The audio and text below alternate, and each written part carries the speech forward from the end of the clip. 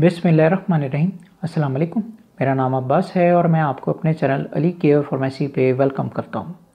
तो आज की वीडियो में हम बात करेंगे एम्पीक्लॉक्स 250 mg कैप्सूल्स के ऊपर। पर इससे पहले कि मैं अपनी ये वीडियो जो है शुरू करूँ, अगर आपने मेरे चैनल को अभी तक सब्सक्राइब नहीं किया तो सब्सक्राइब के बटन पर क्लिक करके मेरे चैनल को सब्सक्राइब कर लें। और इसके साथ ही एक बेल आइकॉन का बटन भी होगा, इसको प्रेस करके ऑल पे क्लिक कर दें। इससे क्या होगा कि मैं जो भी न्यू वीडियो अपलोड करूँगा उसका नोटिफिकेशन जो है आपको फ़ौरन मिल जाया करेगा। तो चलें जी शुरू करते हैं। तो एम्पीक्लॉक्स 250 mg कैप्सूल्स, सबसे पहले जी हम इसकी पैकिंग को देख लेते हैं। तो ये मेरे हाथ में जो है एम्पीक्लॉक्स 250 mg कैप्सूल्स का बॉक्स जो है ये मौजूद है। ये इसकी पैकिंग होती है, मैं करीब करके दिखा देता हूँ।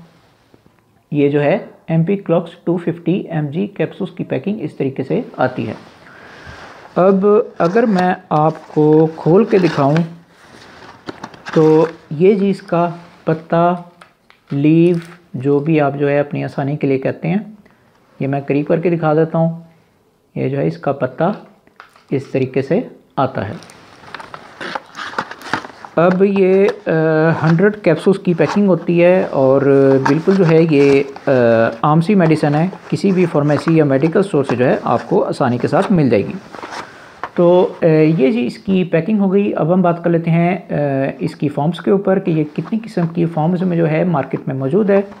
तो एम्पीक्लॉक्स जो है ये ड्रॉप की फॉर्म में सबसे पहले जो है मार्केट में मौजूद है और उसके बाद जो है फिर ये सिरप की फॉर्म में भी मार्केट में मौजूद है और फिर आप जो है ये कैप्सूल्स की फॉर्म आप मेरे हाथ में देख रहे हैं तो ये भी इसकी जो है मार्केट में मौजूद है।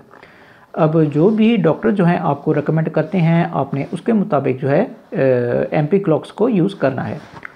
अब इस वीडियो में जो है हम सिर्फ एम्पीक्लॉक्स 250 mg कैप्सूल्स के ऊपर ही फोकस करेंगे। तो ये सारी जो है इसकी फॉर्म्स हो गई। अब हम बात कर लेते हैं इसकी पावर्स के ऊपर कि ये कितनी किस्म की पावर्स में जो है मार्केट में मौजूद है। तो एम्पीक्लॉक्स जो है ये 2 किस्म की पावर्स में जो है मार्केट में मौजूद है।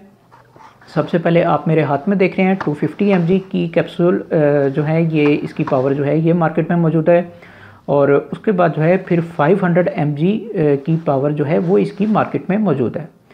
अब इस वीडियो में जो है हम सिर्फ 250 के ऊपर ही फोकस करेंगे। तो ये सारी जो हैं इसकी पावर्स हो गई। अब हम बात कर लेते हैं इसकी ड्रग के ऊपर या फिर इसके फार्मूले के ऊपर, जो भी आप जो है अपनी आसानी के लिए कहते हैं। तो एम्पीक्लॉक्स 250 mg कैप्सूल्स का फार्मूला होता है एम्पीसिलिन प्लस क्लॉक्सासिलिन। मैं फिर से आपके लिए एक और बार दोहरा देता हूँ, एम्पीसिलिन प्लस क्लॉक्सासिलिन जो है इसका फार्मूला होता है। तो ये जी इसकी ड्रग हो गई। अब इसे कौन सी कंपनी बना रही है? तो इसे बना रही है जी GSK, यानी कि ग्लैक्सोस्मिथक्लाइन जो है वो कंपनी है जो कि इस मेडिसिन को बना रही है और बहुत ही अच्छी कंपनी है, मल्टीनेशनल कंपनी कहलाती है ये और बहुत ही अच्छी मेडिसिन जो है ये बनाती है। तो ये जी इसकी कंपनी हो गई। अब हम बात कर लेते हैं इसके बेनिफिट्स के ऊपर।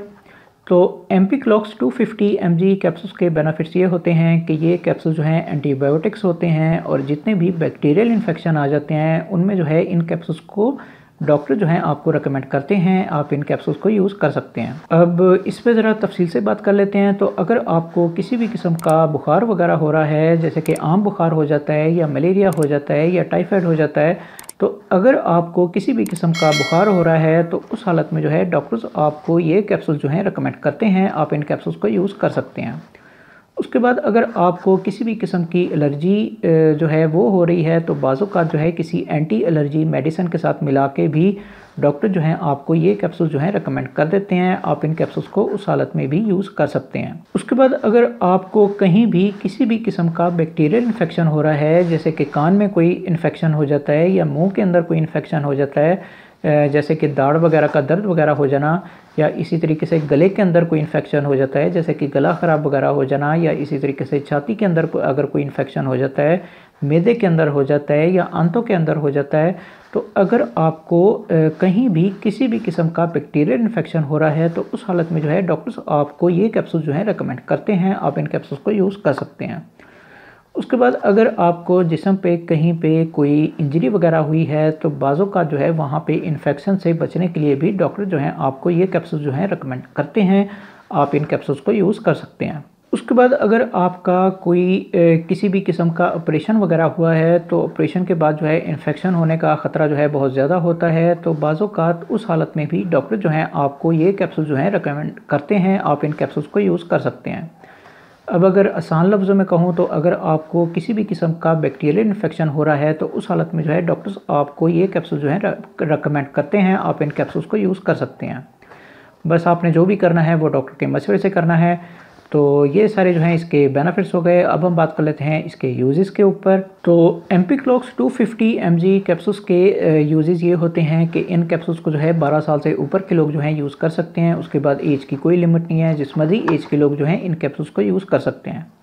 बस आपने जो भी करना है वो डॉक्टर के मशवरे से करना है। हमेशा की तरह मैं आपको वही नसीहत करूँगा कि जो अपनी हर वीडियो में करता हूँ कि बराए मेहरबानी खुद डॉक्टर ना बने, डॉक्टर को अपना काम करने दें। जब तक डॉक्टर आपको ये कैप्सूल जो है लिख के नहीं देते उस वक्त तक आप इन कैप्सूल्स को जो है यूज़ ना करें। खुदारा अपने आप पे और अपने प्यारों पे रहम किया करें। डॉक्टर के मशवरे के बगैर कोई भी मेडिसिन जो है यूज़ ना किया करें। कई लोग जो हैं वो किसी भी फार्मेसी या मेडिकल स्टोर पे चले जाते हैं और इन कैप्सूल्स को जो है वो परचेज़ करके इस्तेमाल करना शुरू कर देते हैं, तो ये तरीका जो है बिल्कुल गलत है। डॉक्टर बेहतर जानता है कि आपके लिए कौन सी मेडिसिन जो है कौन सी हालत में ज़्यादा बेहतर है, तो इसलिए हर मेडिसिन जो है वो डॉक्टर के मशवरे से ही यूज़ किया करें। अब अगर आपकी समझ में आ जाए तो अच्छी बात है जी। तो ये जो है इसके सारे यूजेस हो गए। अब हम बात कर लेते हैं इसकी डोजेस के ऊपर। तो एम्पिक्लॉक्स 250 mg कैप्सूल्स की डोजेज जो हैं वो आपकी बीमारी के ऊपर जो है डिपेंड करती हैं। जिस तरह की आपकी बीमारी होगी उसके मुताबिक जो है डॉक्टर्स आपको इसकी डोजेज जो है रिकमेंड करेंगे। अब इसकी नॉर्मल डोज जो है वो दिन में 2 मरतबा यानी ट्वाइस अ डे या फिर थ्राइस अ डे यानी कि दिन में 3 मरतबा के तौर पे भी डॉक्टर जो हैं आपको इसकी डोजेज जो है रिकमेंड करते हैं। अब मिसाल के तौर पे आपकी हालत जो है कुछ ज़्यादा सीरियस हो जाती है तो फिर उस हालत में जो है डॉक्टर्स आपको इसकी ज़्यादा डोजेज़ भी रिकमेंड कर सकते हैं, पर वो सब कुछ जो है डॉक्टर के ऊपर है। अगर डॉक्टर आपको ये कह रहा है कि आपको इसकी ज़्यादा डोजेज जो है यूज़ करनी चाहिए तो तभी आपने इसकी ज़्यादा डोजेज जो है यूज़ करनी है, वरना सिर्फ इसकी नॉर्मल डोज ही आप जो है यूज़ करें। तो ये जी सारी इसकी डोजेज़ हो गई। अब हम बात कर लेते हैं इसके कोर्सेज़ के ऊपर या फिर इसके टाइम पीरियड के ऊपर, यानी कि कब तक जो है इन कैप्सूल्स को जो है यूज़ किया जाता है। तो एम्पिक्लॉक्स 250 mg कैप्सूल्स का सबसे छोटा कोर्स जो है वो 3 दिन का होता है। 3 दिन तक आपने इन कैप्सूल्स को जो है वो लाजमी तौर पे यूज़ करना होता है। कई लोग जो हैं अगर उनकी बीमारी जो है वो पहले दिन या दूसरे दिन ठीक हो जाती है तो वो फ़ौरन जो है एंटीबायोटिक्स मेडिसिन को जो है वो छोड़ के बैठ जाते हैं, तो इस तरह की गलती आपने नहीं करनी। अगर आप इस तरह की कोई गलती करते हैं तो फिर आने वाले वक्त में इसके साइड इफ़ेक्ट जो हैं आपके ऊपर नज़र आ सकते हैं। तो इसलिए जो है आपने इसका 3 दिन का कोर्स जो है वो लाजमी तौर पे पूरा करना है। उसके बाद अगर आपकी बीमारी जो है ठीक हो जाती है तो फिर आप जो है इन कैप्सूल्स को छोड़ सकते हैं। उसके बाद इसका सेकंड कोर्स जो है वो 5 दिन का होता है, यानी 3 दिन तक आपने इन कैप्सूल्स को जो है मुसलसल यूज़ किया है लेकिन फिर भी आपकी बीमारी जो है ठीक नहीं हो रही है, तो फिर आपने जो है इन कैप्सूल्स को 5 दिन तक मुसलसल यूज़ करना है। उसके बाद अगर आपकी बीमारी जो है ठीक हो जाती है तो फिर आप जो है इन कैप्सूल्स को छोड़ सकते हैं। उसके बाद आपने 5 दिन तक इन कैप्सूल्स को जो है मुसलसल यूज़ किया है लेकिन फिर भी अगर आपकी बीमारी जो है ठीक नहीं हो रही है तो फिर इसका मैक्सिमम कोर्स जो है वो 7 दिन का होता है। 7 दिन तक आपने इन कैप्सूल्स को जो है वो लाजमी तौर पे यूज़ करना है, बीच में छोड़ना नहीं है। उसके बाद अगर आपकी बीमारी जो है ठीक हो जाती है तो फिर आप जो है इन कैप्सूल्स को छोड़ सकते हैं। अब मिसाल के तौर पे आपने जो है इसका 7 दिन का कोर्स भी पूरा कर लिया है लेकिन फिर भी आपकी बीमारी जो है ठीक नहीं हो रही है, तो फिर मैं आपको यही कहूँगा कि आप डॉक्टर से मशवरा करें और कोई और एंटीबायोटिक मेडिसिन जो है वो अपने लिए लिखाएं ताकि आपकी बीमारी जो है जल्द से जल्द ठीक हो सके। तो ये सारे जो हैं इसके कोर्सेज़ हो गए। अब हम बात कर लेते हैं इसके कॉन्ट्राइंडिकेशंस के ऊपर या फिर इसके प्रिकॉशंस के ऊपर, यानी कि वो लोग जो कि इन कैप्सूल्स को जो है यूज़ नहीं कर सकते। तो सबसे पहले जी अगर आपको इसके फार्मूले से किसी किस्म की एलर्जी है तो उस हालत में जो है आप इन कैप्सूल्स को जो है यूज़ नहीं कर सकते। उसके बाद अगर आपको सांस वगैरह की कोई बीमारी हो रही है, जैसे कि दमा हो जाता है या इस तरह का कोई और मसला जो है आपके साथ हो रहा है, तो उस हालत में भी आप जो है इन कैप्सूल्स को यूज़ नहीं कर सकते।